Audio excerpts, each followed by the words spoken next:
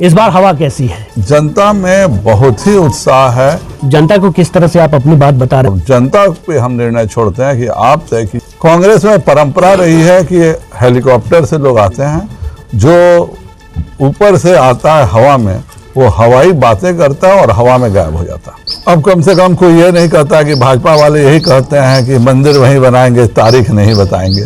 कितनी सीटें आएंगी?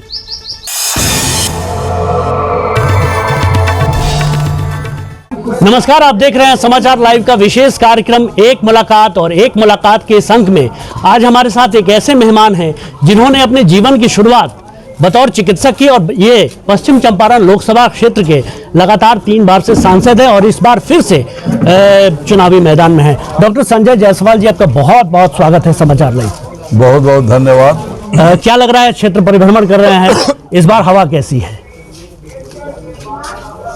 2019 और 24 ये 2 चुनाव ऐसे हो रहे हैं जब इस देश में क्या कार्य माननीय प्रधानमंत्री जी ने किया है, इस देश में गरीबों के लिए क्या काम हुए हैं, उनके ऊपर सभी चर्चाएं होती है, उनके लाभ हानि का जोखा होता है।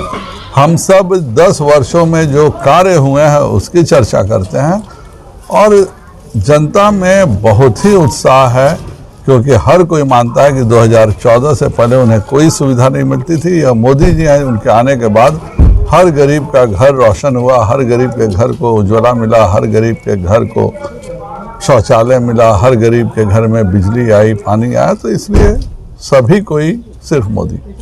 इस बार जब चुनावी दौरे पर आप जब जनसंपर्क कर रहे हैं, इस बार जनता को किस तरह से आप अपनी बात बता रहे हैं? क्योंकि कई लोगों को बहुत सारी चीज़ें पता नहीं है। डॉक्टर संजय जायसवाल सांसद के साथ साथ पर्यावरण संरक्षण के लिए भी बहुत आपने काम किया है। ये सब चीज़ें शायद आम जनता को पता नहीं है, तो उन लोगों को कैसे इन सब चीज़ों को से अवगत करा रहे हैं? वो 5 साल मैं वो करता हूँ। अभी तो ये चुनावी राजनीति है और चुनावी राजनीति में जो कार्य हमारी सरकार ने किया है और जो कार्य कांग्रेस की सरकार ने नहीं किया था, इन दोनों की चर्चा होती है और इन दोनों में तुलना होती है और जनता पे हम निर्णय छोड़ते हैं कि आप तय कीजिए कि यह सरकार अच्छी है या आज जो ये तथाकथित इंडी गठबंधन है जिसमें कितने दल हैं कोई जानता भी नहीं है, उनकी सरकार अगर बने तो देश का क्या हाल होगा।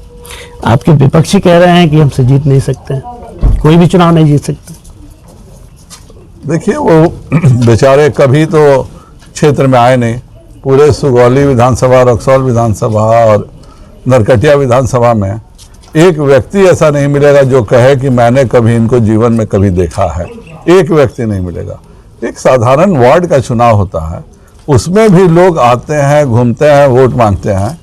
कांग्रेस में परंपरा रही है कि हेलीकॉप्टर से लोग आते हैं, जो ऊपर से आता है हवा में वो हवाई बातें करता है और हवा में गायब हो जाता है। मोदी सरकार की नीतियों को 100% यहाँ भी पश्चिम चंपारण में भी लागू किया गया है। तो आपको क्या लगता है कि आने वाले अगले 5 साल में आपका एजेंडा क्या होगा? किस तरह से जनता की सेवा करेंगे अगर आपको मौका मिलता है? अभी तो सबसे बड़ा एजेंडा यही है कि जो हमें गति शक्ति में पैसे मिले हैं उनका सही उपयोग हो जाए।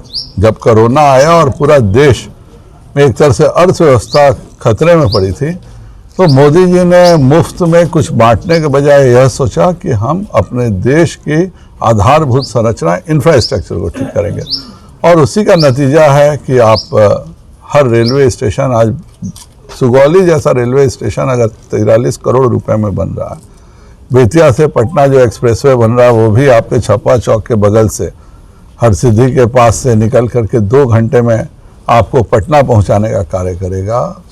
गोरखपुर से सिलीगुड़ी एक्सप्रेसवे बन रहा है। तो इतनी सारी चीज़ें माननीय मोदी जी ने दी हैं। अगला 5 वर्षों का लक्ष्य है कि उन सभी को धरती पर उतार देना और जनता के सामने उन सब को रखना। ये जो चुनाव है, राम मंदिर बनने के बाद का चुनाव है, तो माहौल क्या है जब जनता के बीच में है आप? अब कम से कम कोई ये नहीं कहता कि भाजपा वाले यही कहते हैं कि मंदिर वहीं बनाएंगे, तारीख नहीं बताएंगे।